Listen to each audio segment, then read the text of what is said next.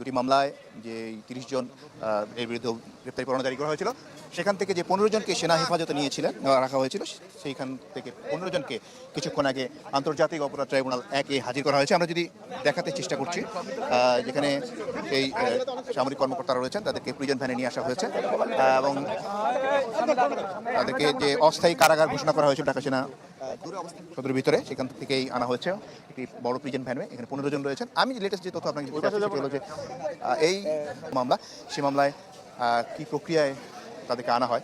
আমরা দেখলাম যে একটি প্রিজন ভ্যানে আনা হয়েছে, প্রিজন ভ্যান বাসটিকে প্রিজন ভ্যানে রূপান্তরিত করা হয়েছে এবং সেটিতে তাদেরকে আনা হয়েছে।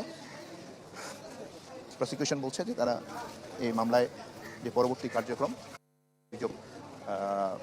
অভিযোগের বিষয়ে তাদের যে পরবর্তী বক্তব্য সেটি তারা গ্রহণ করবেন, সেটি তারা ট্রাইব্যুনালের পক্ষ থেকে নতুন একটি আবেদন করা হবে। যারা পলাতক রয়েছে তাদের বিষয়ে যেন পত্রিকায় বিজ্ঞপ্তি জারি করা হয়।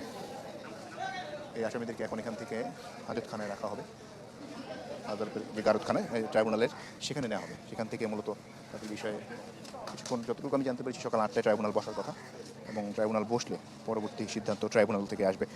আর আন্তর্জাতিক অপরাধ ট্রাইব্যুনালে প্রথম এটি মামলা হতে যাচ্ছে, গুমের মামলা, যেটিতে সিদ্ধান্ত দেবেন ট্রাইব্যুনাল, যে তাদেরকে বিষয়ে কী সিদ্ধান্ত হবে সেটি জানাবেন।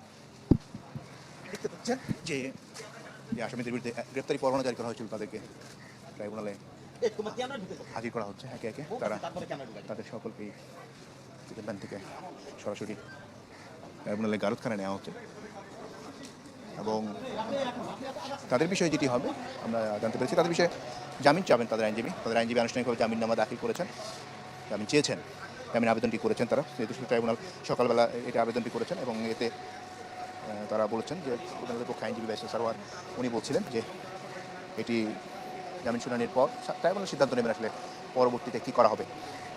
যে গুমের অভিযোগ আনা হয়েছে তাদের বিরুদ্ধে, যে শেখ হাসিনা শাসনামলে জেএসআই এবং টিএফআই সেলে তাদের বিরুদ্ধে গুম করে নির্যাতনের অভিযোগ আনা হয়েছে আন্তর্জাতিক অপরাধ ট্রাইব্যুনাল আইনে।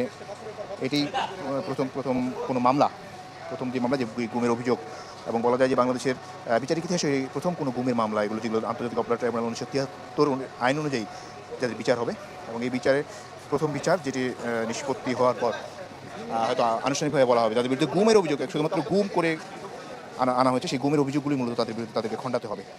আমরা সব যে 15 জন ছিলেন তাদেরকে আনুষ্ঠানিকভাবে ট্রাইব্যুনালের গারদখানায় রাখা হয়েছে এখন।